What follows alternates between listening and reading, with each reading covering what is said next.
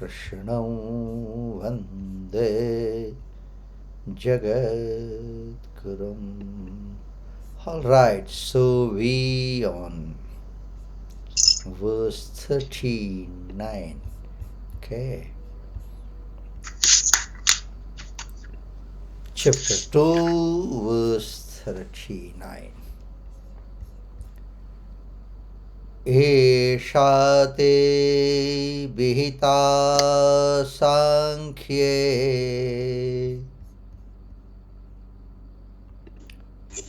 येषा ते विहिता सांख्ये बुद्धिर्योगे त्विमां शृणु बुद्धिर्योगे त्विमां शृणु बुद्धया युक्तो यया पार्थ बुद्धया युक्तो यया Partha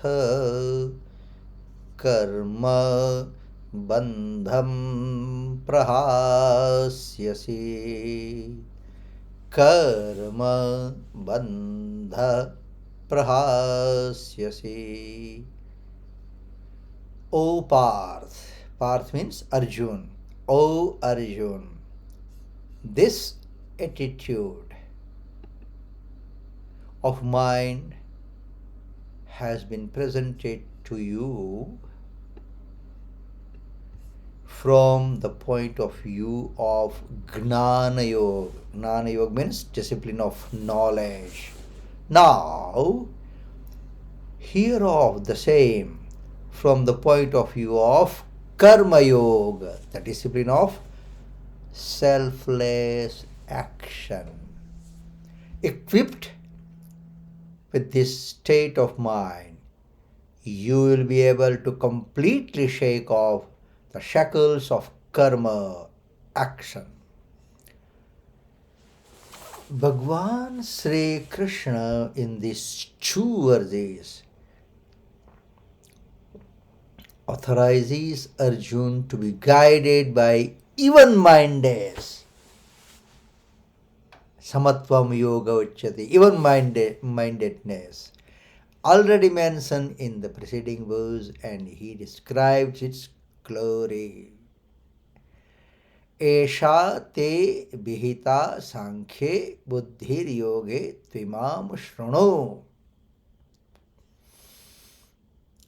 Here, the word tu means indeed has been used to show that the description of the discipline of action is different from the discipline of knowledge, Gnana Yoga and Karma Yoga. In the beginning, when I read that Karma Yoga, the discipline of not only action, discipline of selfless action, that is more important. Okay. The term Esha has been used for equanimity, as I told you earlier. Now, Samatvam, equanimity, which has been described in the preceding verse and which has already been explained in this discipline of knowledge. Which were the verses? From 11 till 13th. When a man discriminates between the body and soul, he gets established in equanimity automatically because it is attachment to the body which is an obstacle in the way of equanimity. So basically what it says, body is not me. Otherwise you wouldn't have told ourselves for the body, my hand, my eyes. So eye is not me, body is not me, hand is not me. So that's why specifically here mentioned, when a man discriminates between the body and the soul, he gets established in the equanimity automatically, but needs to understand, needs to figure out that it's not me, that is body. Body is separate. Okay? So this ideal of equanimity has already been presented from the point of view of Sankhya Yoga. Sankhya means again knowledge, discipline of knowledge. Okay? When it comes to Sankhya Yoga, let me remind you again, even if you read the Sanskrit in English, it's fine. If you can't read Sanskrit in Sanskrit, that's fine. That's fine. But pronunciation, of course, try to keep it good.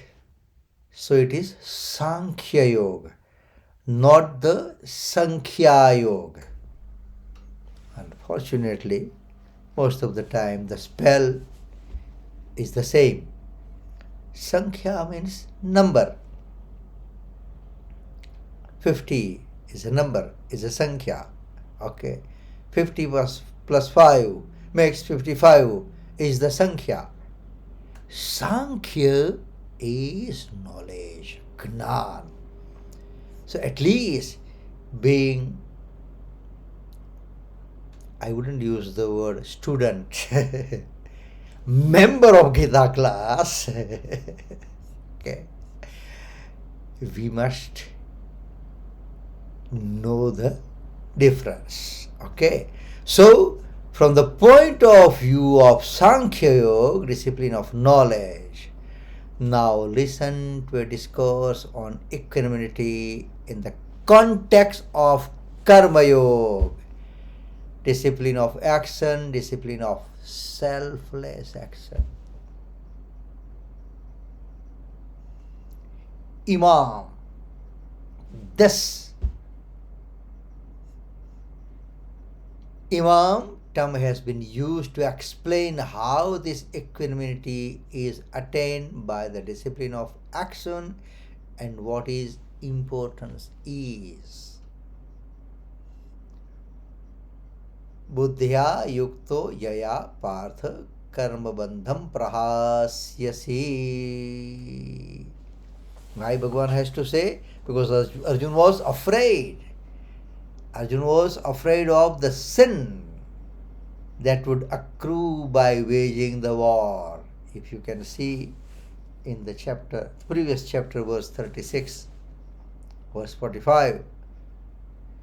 But what Bhagavan says here, how Bhagavan explains him, but Bhagavan Sri Krishna says that sin does not accrue by waging the war, as it is your duty.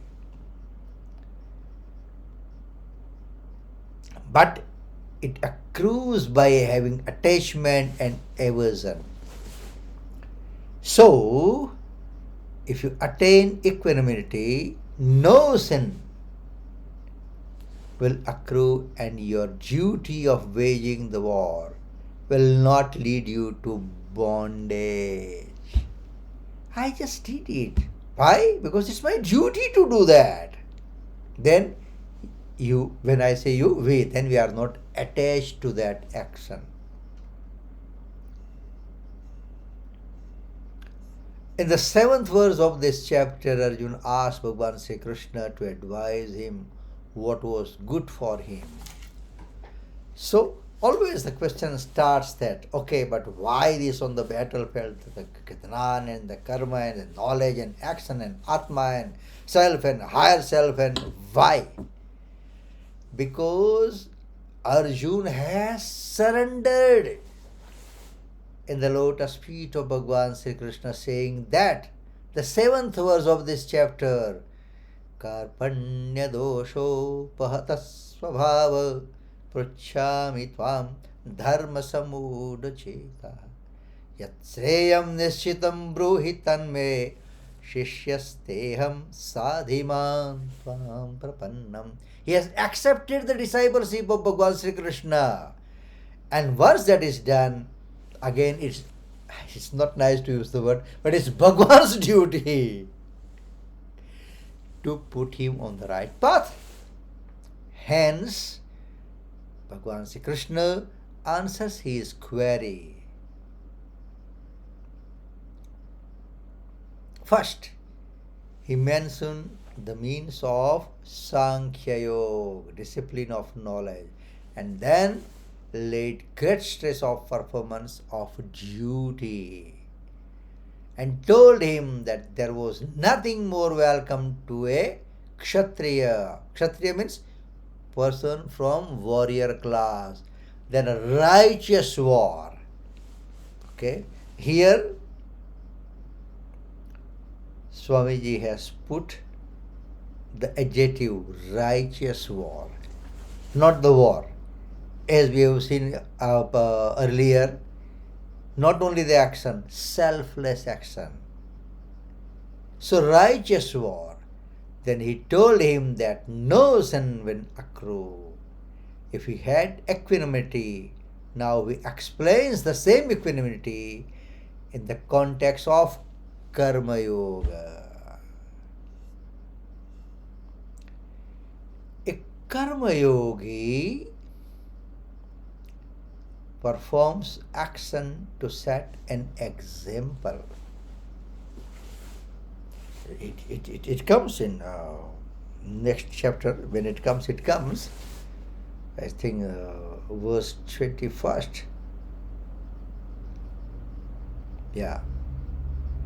Yad yad acharati shreshta tat tat devetaro janaha. Yeah.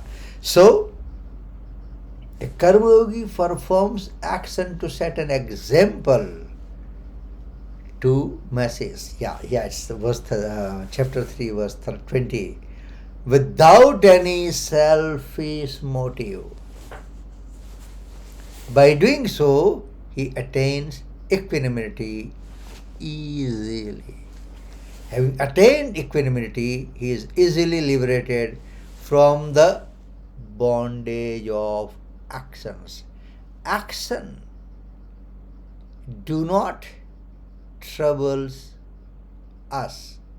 What troubles us is the attachment or the bondage. I have done. I have given this. As a formality or the part of the whole procedure, we have that, be it mandir's function or any social function, it is fine. It's a good gesture. We always have a right from funeral to marriage to any social function or any religious function, vote of thanks. We thanks from the bottom of heart to bring the garland, to move the table from here to there,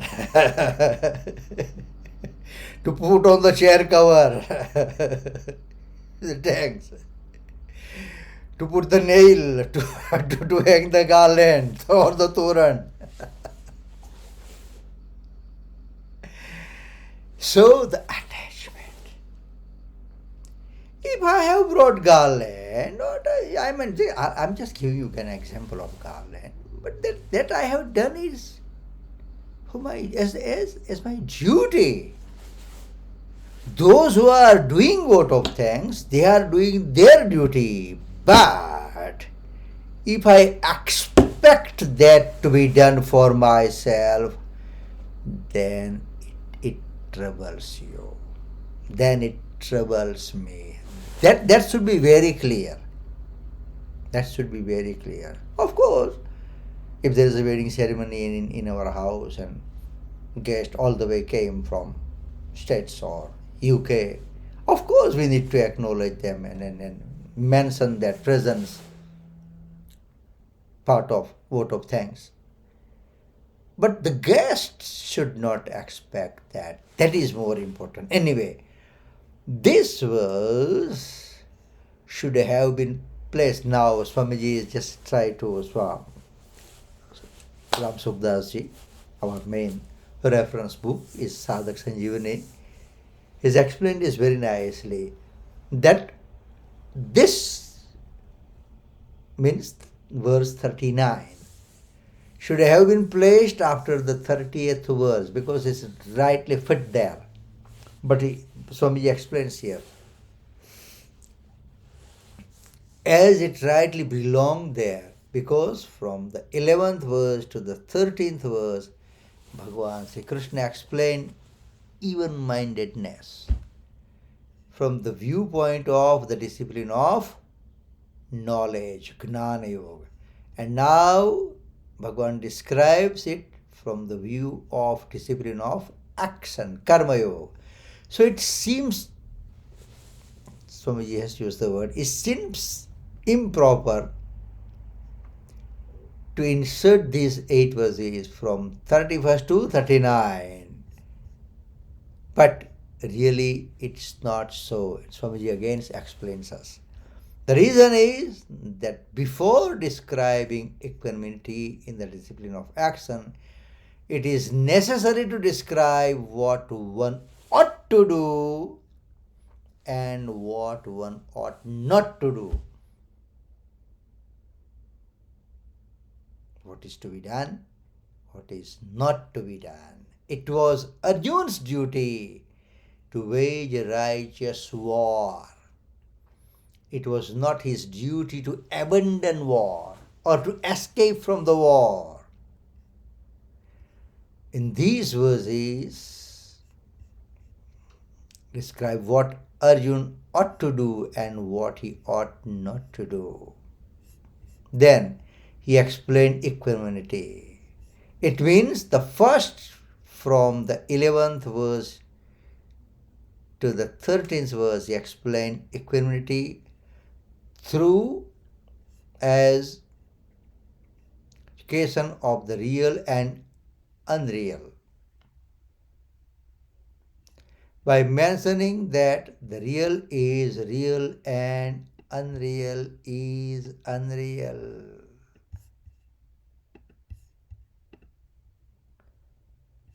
And none can change this.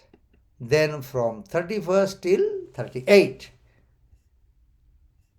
having explained what one ought to do and what one ought not, from 39 verse, he exhorts Arjuna never to desist from the duty, but to always perform duty with even-mindedness in success and failure.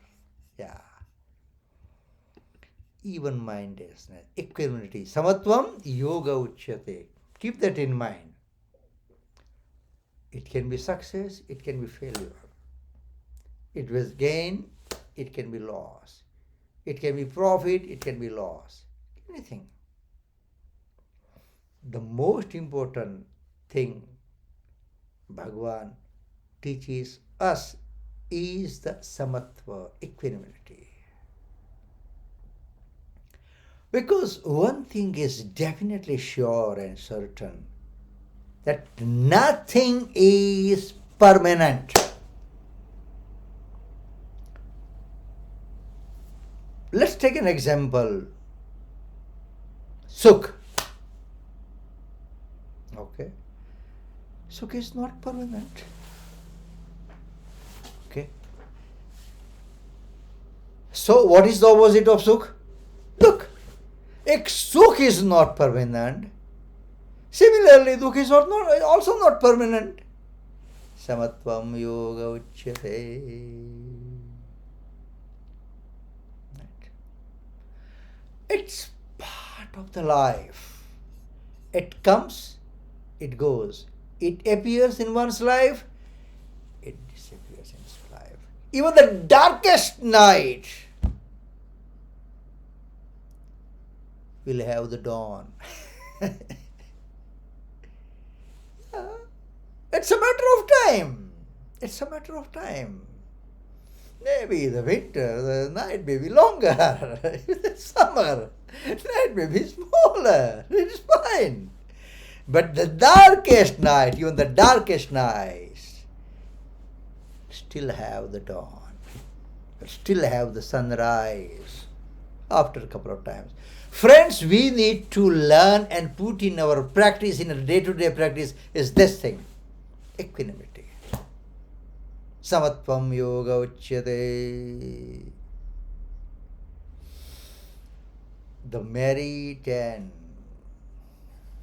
demerit and pap and punya and what will be gaining the study of Geeta, this is one thing.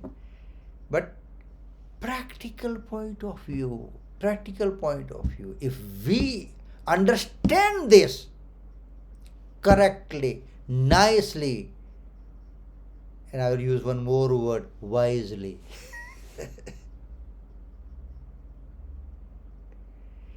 Nothing is permanent.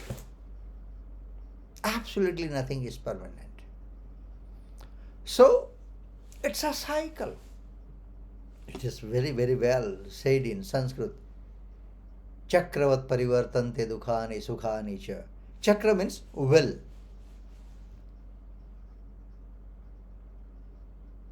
Chakravat means like a well.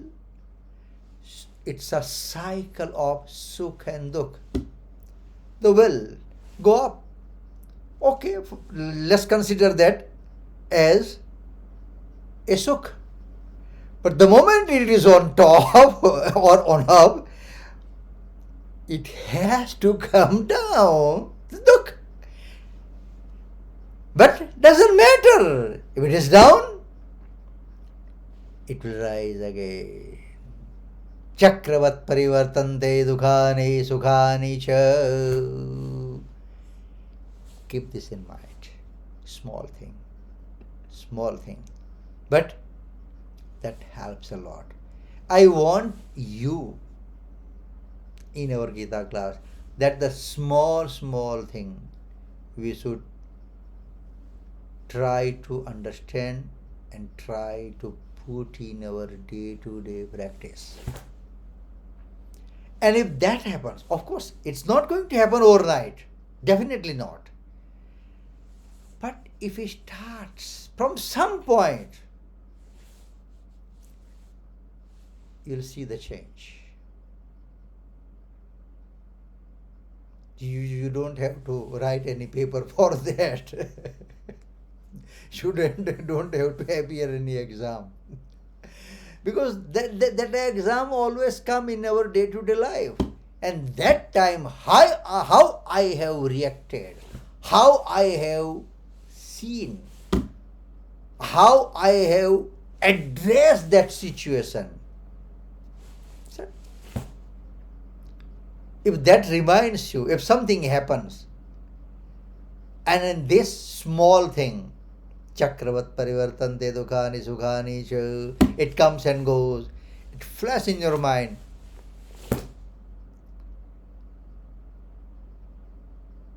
My Gita class is successful.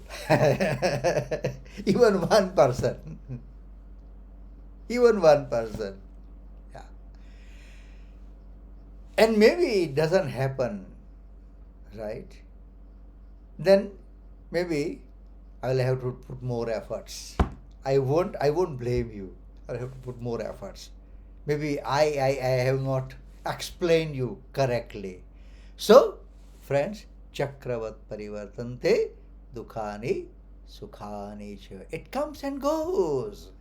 It's success or failure, loss and profit, gain. It happens. Karma Yoga, discipline of action, is divided in two. Here Swamiji has explained us very nicely. Discipline of action divided in two: Kartavya Vignan and Yoga Vignan. Kartavya Vignan means the science of duty, and Yoga Vignan means the science of equanimity. From the 31st verse to 37, Bhagavan mentioned the science of duty, in which Bhagavan has described the favorable consequences of discharging the duty and adverse consequences of not discharging the duty. Now, from this verse to the 53rd, Bhagavan mentions the science of equanimity. So, Kartavya Vignan, science of duty, and Yoga Vignan, science of equanimity. The equanimity which the Bhagavan mentioned in preceding verse can be attained both by the discipline of knowledge and discipline of action. By knowing the discrimination between the body division and the self division, and renouncing affinity with the body division, is the discipline of knowledge. As I started earlier, this is my body, but body is not me. Okay?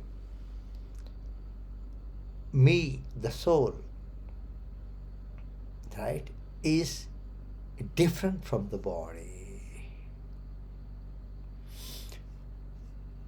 So, while by knowing the duty division and non-duty division, and by renouncing what ought not to be done and discharging one's duty, is the discipline of action.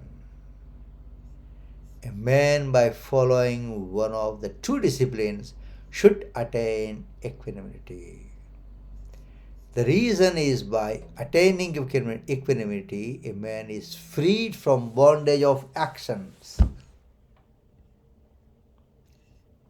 Furthermore, Swamiji explains, one is Dharma Shastra. In Vedantic terms, it is known as Purva Mimamsa, the scripture of duty, and another is Moksha Shastra, Uttar Mimamsa, the scripture of salvation, scripture of duty and scripture of salvation. It's 20 hours. Here, from the 31st verse to 37th verse, there is a description of Dharma Shastra. Now, Uttar Mimamsa, the scripture of salvation, while from the 39th verse till 53rd, Moksha Shastra. By Dharma Shastra, discharging one's duty, there is both kinds of progress, mundane and spiritual.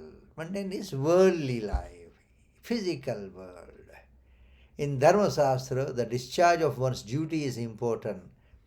Either call it dharma or duty, same. Dharma or duty, it is one and the same. Not to do what ought to be done is non-discharge of duty, and to do what ought not to be done is also non-discharge of duty. Duty is that in which a person, having renounced his desire and pleasure, pleases others, and which involves his own welfare as well as the welfare of others. Both happens. Welfare of self and welfare of others. By discharging one's duty, yoga, equanimity, is naturally attained. Without discharging one's duty, a man cannot attain equanimity. Duty is first. Having attained equanimity, knowledge of truth is naturally attained, which is the result of both Karma Yoga and Gnana Yoga. Duty. Unfortunately, we have the misconception concept, let me say, about dharma. That dharma, what is dharma? Dharma means set of rituals. Pulka Kuchoka, Arti, Ambe Mat Ki Jai. Or at the most, Soul Somvar, 16 Somvar, Vaibhav Lakshmi, Sai Baba, or what not. Dharma is duty that we have forgotten. And that falls in our day-to-day life. I am not against of rituals. Don't get me wrong. I am not against of rituals. But it is not limited to the rituals. Something more. Something more. Right. I always tell that the small child. Okay. Of course, when father comes from the work, or father might have gone from the work for a couple of days, obviously a small child, 5-7 years old child, 3 years child, will expect father to bring a chocolate, and he will be pleased. That's a child's nature. But at the age of 23, a child still expects that. That means something wrong. Father will still bring, because in the eyes of father, child is child. You understand my point? So that is important. So I wouldn't say that rituals are not necessary. Rituals are necessary all the time. But we must progress. We must look forward. We must go ahead. Try to think above that rituals. And for an example, rituals are, it's good. We got good flowers, be it marigold or rosy, so it can be anything. And we took it from our garden, we are sitting in the puja, we are offering the flower in the lotus feet of the devotee or the photo, what we have in our diva room.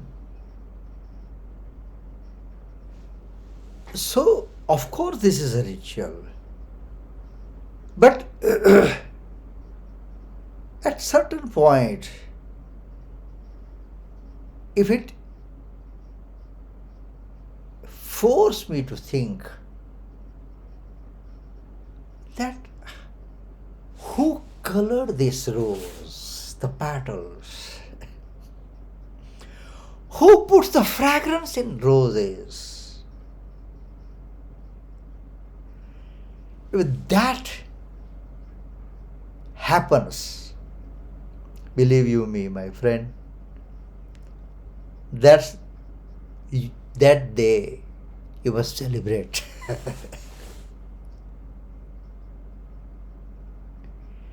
I'm lighting the divo. Good. Of course it is a ritual. I have disciplined my mind. I have disciplined my life that without lighting divo, I will not have a cup of tea, which is good. Good.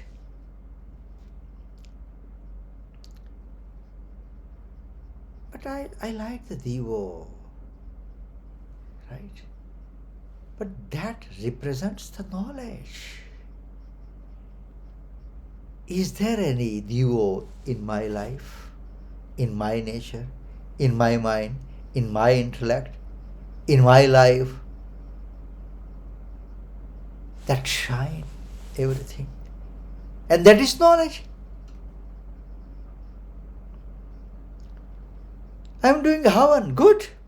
Good. I'm offering Swaha, Swaha, Swaha. It can be Gayatri Mantra, it can be anything, which is good. But what is to be sacrificed? Since Bhagavan has granted good life to me, okay, I have some bad habits. Don't you think that I should sacrifice that? Okay. I'm always looking forward that somebody is going to acknowledge. Don't you think that I should forget that and sacrifice that? If that happens, okay, and then we can put in our day-to-day practice. Forget that I have sacrificed for my in-laws or for my sister or for my younger brother, or it can be anybody. Then what we say? Aje mane hu mailu. Forget, man. The small thing, my dear friends, if that happens in our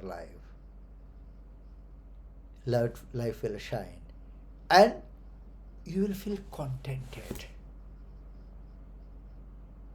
But we always think about the container and forget about the contents. Container should be good, nothing wrong in it. But it should not be at the cost of contents. The glasses are necessary, of course, yeah, but it cannot be more valuable than my eyes. Small thing. Anyway, we're going to conclude today's today's discussion. Whatever you like, credit goes to all the scripture. Whatever I have heard, I have read, I have studied, and as I have mentioned, I will be mentioning all the time.